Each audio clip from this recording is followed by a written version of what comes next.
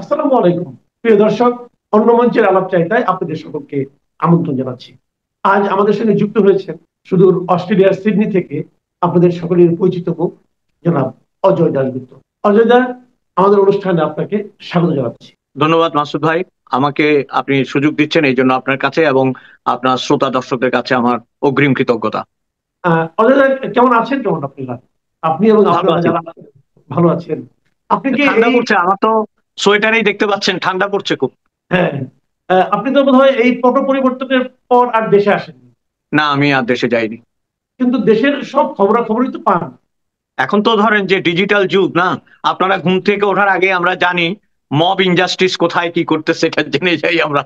But এগুলি যখন জানেন, আপনি যদিও একটু হাসলেন, কিন্তু যদি আপনি যখন এগুলি জানেন, জেনে কি ফিলিংসটা কি হয়? অথবা আপনাদের যারা বন্ধু বান্ধব আছে, বাঙালি যারা আছেন, তাদের সঙ্গে যখন আলাপ করেন, অথবা আপনাদের মানে অন্যান্য দেশের যারা কলিগ আছেন, তারা যখন আমাদের দেশ সম্পর্কে জানতে চায়, আপনি সেই উত্তরটা দিতে যে কতটা স্বাচ্ছন্দ্য বোধ করেন?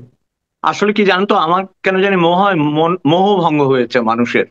অধিকাংশ মানুষের মোহভঙ্গের বেদনাটা আমি দেখতে পাই।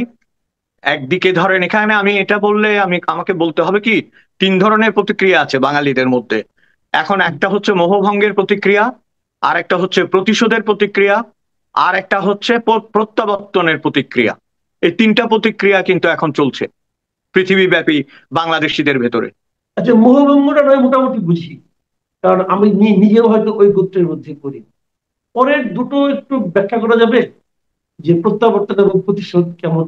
প্রতিশোধটা যেমন ধরেন গতকালকে একটা বিচারের একটা ইয়ে দেখেছি আমরা বাংলাদেশে, যেটাকে আপনার এখন এই যে ধরেন প্রতিশোধ প্রতিক্রিয়াটা সেখানে এইরকম, বা সমস্ত বিষয়গুলোতে এইরকম যে বিদেশ থেকে আমরা যারা দেখতে পাচ্ছি যে এক ধরনের একটা আক্রোশ আছে। এখন আপনি যে কোনো অন্যায় অবিচার বা যে কোনো অগণতান্ত্রিকতা অচলায়তন, যেটা আমি বারবার বলি, সেটার বিরুদ্ধে সমস্ত সমস্ত কিছু ভেঙে মানুষ যে রায় দিয়েছে, সে রায়টিকে পজিটিভ ওয়েতে আসলে ব্যবহার করার কথা ছিল, এবং সেটা করলে আজকে এই প্রশ্নগুলোর উদ্ভব হতো না, যেটাকে আমরা বলছি প্রতিশোধ। প্রতিশোধ এই কারণে ধরেন, এই যে এখন তো কথা একটু অন্যদিকে যেতে হচ্ছে, যেমন ধরেন আমরা কিন্তু যখন স্টুডিওতে কথা বলতে যাই তখন আমাদের গালে একটু পাউডার টাউডার লাগিয়ে দেয়, আপনাকে তো আরো বেশি লাগায়, তাই না? তো আমিও ভেবেছিলাম আজকে আপনার অনুষ্ঠান আসার সময় একটু প্রসাধন করে আসবো, কিন্তু যে কান্না দেখতে পাচ্ছি আওয়ামী লীগারদের অনলাইনে, পালিয়ে যাওয়ার যে কান্না, এবং এরা কিন্তু একটা জিনিস বুঝতে পারছে না মাসুদ ভাই, যে এই কান্না কিন্তু সহানুভূতির পরিবর্তে বিরূপ প্রতিক্রিয়া সৃষ্টি করছে।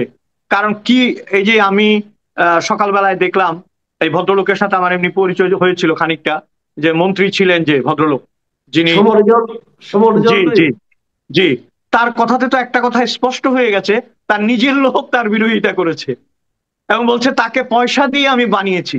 পয়সা দিয়ে প্রেসিডেন্ট বানানো যায়? But he said that, right? উনি বলেছেন এটা, রাইট, যে আমি রাইট, পয়সা রাইট। দিয়ে বানিয়েছি। তো এখন এই লোকের উপর প্রতিশোধ নিচ্ছে, খেয়াল করেন।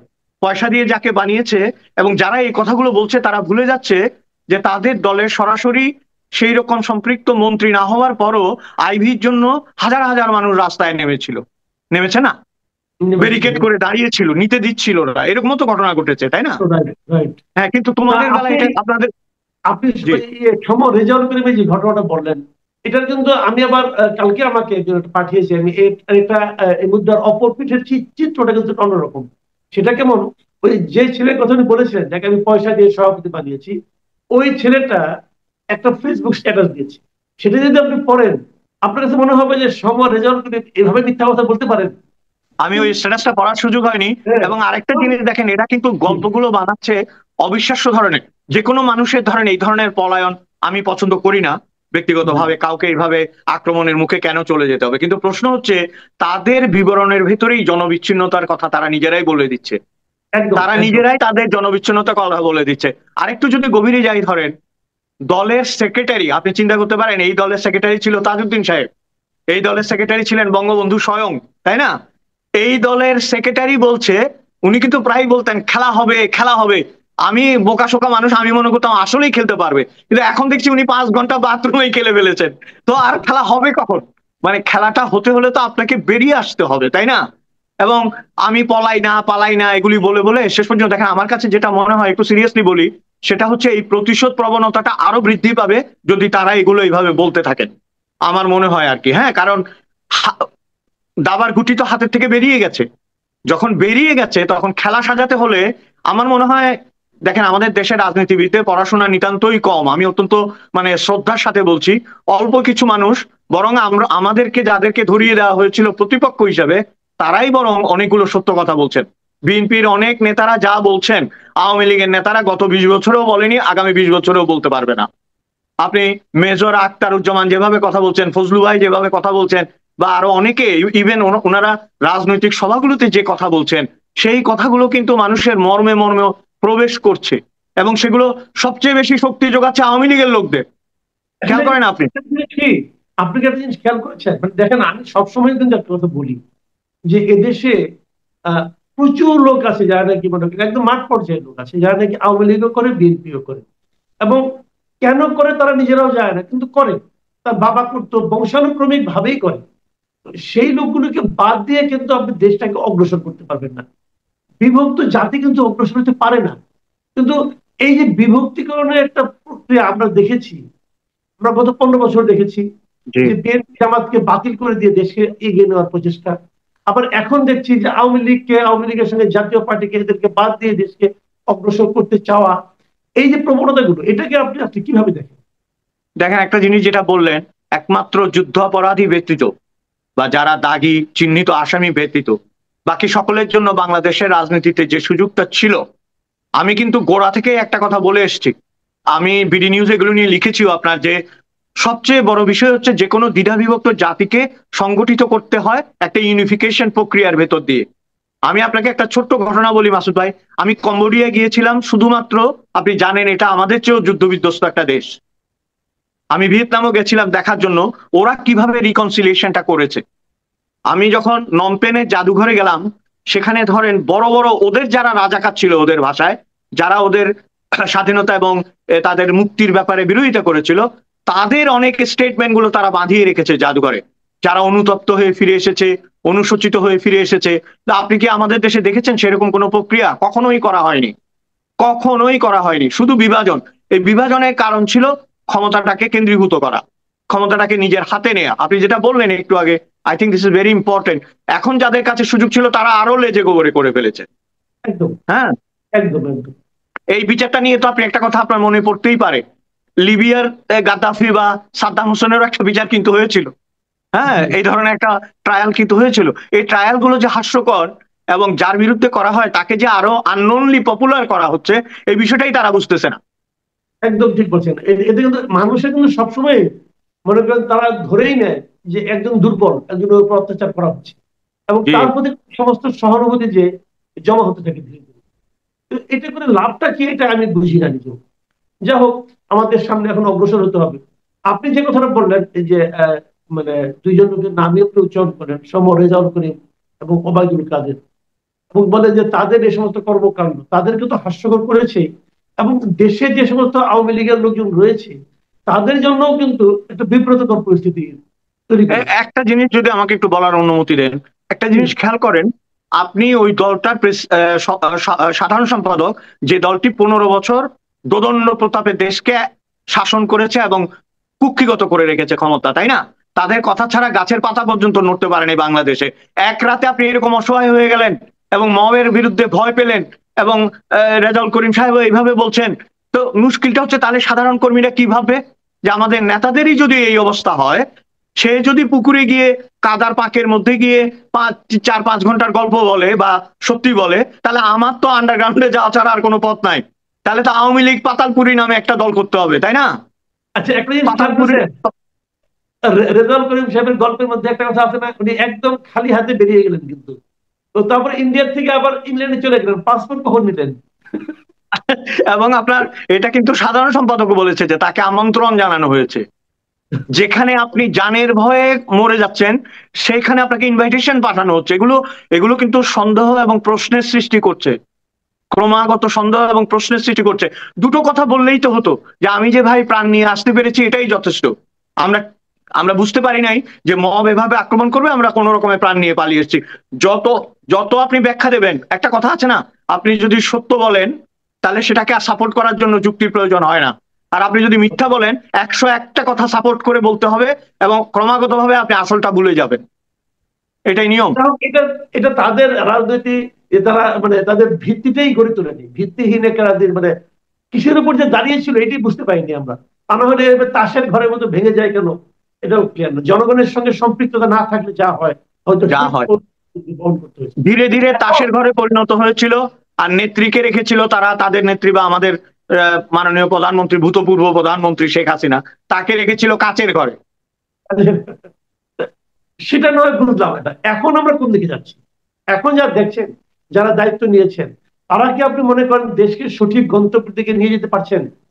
মোটেও না। আমি আপনাকে এখানে একটা কথা বলতে চাই যে ইতোপূর্বেও আওয়ামী লীগ অনেক শক্তির বিরোধিতার সম্মুখীন হয়েছিল এবং উত্তীর্ণ হতে পেরেছিল। কেন পেরেছিল? তাদের ওই শত্রুগুলোর মধ্যে কারো মেধা ছিল, শক্তি ছিল না। কারো শক্তি ছিল, মেধা ছিল না। কারো অর্থ ছিল না, কারো অর্থ ছিল। সবকিছু একটা নাই একটা ছিল, এরকম ছিল, এই জন্য পেরেছে। এইবার আমাদের ডক্টর ইউনূস সাহেব, তার কিন্তু অল্প অল্প সবকিছু আছে। তার মেধাও আছে, তার শক্তিও আছে, তার অর্থও আছে, তার পরিচিতিও আছে, তার একটা নেটওয়ার্কও আছে। কাজেই আপনারা পরাজিত হয়ে গেছেন। যখন শক্ত প্রতিপক্ষের কাছে পড়েছেন, পরাজিত হয়ে গেছেন। আচ্ছা, পরাজিত নয় হলাম, কিন্তু ডক্টর ইউনূস কি আমাদেরকে আমাদের মানে যে কাঙ্ক্ষিত গন্তব্য সেদিকে নিয়ে যেতে পারছেন কিনা ওনার নেতৃত্বের মোটেও না। মাধ্যমে? তার কাছে আমাদের যে প্রত্যাশাটা ছিল, ধরেন একজন নোবেল লরিয়েট হিসেবে বা একজন অরাজনৈতিক ব্যক্তি হিসেবে এবং সর্বজন পরিচিত একজন মানুষ হিসেবে আমাদের ধারণা ছিল যে তিনি দেশকে একটা অন্য ধরনের অভিধা দেবেন, অন্য ধরনের একটা ইমেজে তিনি দাঁড় করাবেন নিজেকেও। কিন্তু সেটা তো ক্রমাগতভাবে ধ্বংস হয়ে যাচ্ছে। আজকে আপনি আপনি নিজে দেশের ভেতরে আছেন, যে কোনো মানুষকে জিজ্ঞেস করলেই তার একটা দীর্ঘশ্বাস ফেলে বলে আমরা ভালো নেই। চাপা জিনিসটা কিন্তু খুব খারাপ, একটা চাপা ক্ষোভ কিন্তু মানুষের ভিতর কাজ করছে, তাই না? আপনি জি। এই যে আমি শুরুতে বললাম মব ইনজাস্টিস, আপনারা মব জাস্টিস বলছেন, মব ইনজাস্টিস, এইটা কোনো দেশে হতে পারে? দিনের পর দিন কিশোর গ্যাং, এটা দিনের পর দিন চলতে পারে? আমার ইচ্ছে হলে আমি গিয়ে একজন প্রিন্সিপালকে নামিয়ে দেবো, আমার ইচ্ছে হলে আমি একজন সচিবকে অপমান করব। প্রত্যেকেরই তো দোষ ত্রুটি আছে, কিন্তু এটা তো একটা নিয়মের মধ্যে দিয়ে চলবে। আমি বিশ্বাস করি কি জানেন, it's a completely hopeless situation and guided by a hopeless king. আপনি ওনাকে হোপলেস কিং বললেন, ওনাকে নিয়ে তো অনেক অনেক বেশি আশা করেছিলাম আমরা, আপনার এলাকার লোক। দেখুন, as a person, as a Nobel laureate, as a merit, he is a hopeful person, definitely, হ্যাঁ, 100 out of 100। কিন্তু যখন আমি কিং শব্দটা ব্যবহার করেছি, তাহলে তো অমর্ত্য সেনও ভারত চালাতে পারে, পারে না? রাইট। হ্যাঁ, তাহলে তো আইনস্টাইনের উচিত ছিল ওই দেশকে শাসন করা। সক্রেটিস আর এরিস্টটল রাস্তায় বসে কেন জ্ঞান বিতরণ করেছে? ওরা ক্রাউনে বসে জ্ঞান বিতরণ করতে পারতো না? কারণ আপনি যদি জ্ঞানী হন, আপনি তো সাধারণের কাছে যাবেন। আপনার তো আপনার মেজরিটি প্রয়োজন নাই মাসুদ ভাই। আপনাকে আমি একটা ছোট্ট গল্প বলি, 2-1 মিনিট লাগবে। গ্রিস দেশে কিন্তু একসময় বিশ্বাস করা হতো যে নারীদের যেহেতু কণ্ঠ নাই, তাদের ভোট নাই, তার মানে 30% বাদ। তারপরে শিশু কিশোরদের বলা হয়েছে এরা নাবালক, অথবা এরা ভোট দিতে পারবে না, আরো 20% বাদ। তারপরে বৃদ্ধদের বলা হয়েছে এরা ভোট দিতে পারবে না কারণ এদের মাথা কাজ করে না, আরো 20% বাদ। তার মানে রইল 30%। তার মধ্যে 20% লোক দিয়ে যাদেরকে নেতা বানাইছে, তারাই গ্রিসকে গ্রিস বানিয়েছিল। আপনার সংখ্যাগরিষ্ঠতার দরকার নাই, আপনার প্রবল শক্তিশালী মেরিটোরিয়াস সংখ্যালঘুর সাথে থাকলেও আপনি জয়ী হতে পারেন, যদি আপনার নৈতিকতা এবং আপনার নিরপেক্ষতা থাকে। কিন্তু ডক্টর ইউনূসের আজকের যে সরকার, তার তো নিরপেক্ষতা নেই, দেখেন। এবং উপদেষ্টারা যে ভাষায় কথা বলে, আমি বলতে চাই না এগুলো, যে ভাষায় কথা বলে এবং ক্রমাগত তারা একটা থেকে আরেকটাতে যেভাবে যায়, সুইচ করে, এগুলো কিন্তু অত্যন্ত স্ববিরোধী। কোনো স্ববিরোধিতা কিন্তু আপনাকে কোনো কনফিডেন্স দিবে না, কোনো কনফিডেন্স দিবে না। আপনি পরিষ্কার করে বলতে পারতেন সেন্ট মার্টিনের অবস্থা এইরকম, আপনি একটা প্রতিনিধি দল 200 সাংবাদিক নিয়ে গিয়ে দেখাতে পারতেন ওখানে কি হচ্ছে। এগুলো তো করছেন না আপনারা, তাই না? আরাকানের সাথে কি হয়েছে এটাও ক্লিয়ার না। যত বেশি আনক্লিয়ার হবে, তত ধোঁয়াশা হবে, তত মানুষ মনে করবে আগুন লেগেছে। এবং সেই ধোঁয়া যে একদিন আগুনে পরিণত হবে না, সেটা কি কোনো গ্যারান্টি আছে? মানে আপনি বলতে চাচ্ছেন যে সবসময় অস্পষ্টতা মানুষের মধ্যে সন্দেহের জন্ম দেয়, একদম। এবং সেই অস্পষ্ট গন্তব্যের দিকে আমরা যাচ্ছি। অস্পষ্ট কে হয়? ধরেন, কে অস্পষ্ট হয়? যে নিজেই জানে না যে আমি কি করছি। হম। আপনি যদি জানেন যে আপনি মিরপুর থেকে গুলশান যাবেন, তাহলে ইউ আর শিওর কোন বাস আপনি ধরবেন, তাই না? জি। কোন জানে করে আপনি যাবেন। এখন আপনি যদি শিওর না যে আপনি মিরপুর যাবেন, না খিলক্ষেত যাবেন, না গুলশান যাবেন, না বাড়িধারা যাবেন, তো আপনি তো খালি বাস বদলাইতে থাকবেন, একসময় টায়ার্ড হয়ে যাবেন, তাই না? অনেক ধন্যবাদ জনাব অজয় দাশগুপ্ত। আপনার সঙ্গে আলাপ আমাদের শেষ করতে হচ্ছে, কারণ আমাদের সময় শেষ হয়ে গেল। আপনাকে আপনি ভালো ধন্যবাদ। থাকবেন, আপনি ভালো জি, থাকবেন, আমাদের জন্য দোয়া করবেন যেন দেশটা ঠিকঠাক মতো যায়। কি হবে আমরা জানি না কিছুই, তারপরে আমরা আশাবাদী হতে চাই, কারণ কিছু নিয়ে তো বাঁচতে হবে। অবশ্যই। আগামীতে আবার আপনার সঙ্গে আবার মিলিত হতে পারবো এই প্রত্যাশা থাকলো। প্রিয় দর্শক, আপনারা শুনলেন জনাব অজয় দাশগুপ্তের স্পষ্ট উচ্চারণ আমাদের দেশ সম্পর্কে, আমাদের যে যা চালাচ্ছেন তাদের সম্পর্কে, যারা চালিয়েছেন নিকট অতীতে তাদের সম্পর্কে। আপনাদের কেমন লাগলো লিখে জানাবেন। আগামীতে আবার কথা হবে। আল্লাহ হাফিজ। ধন্যবাদ।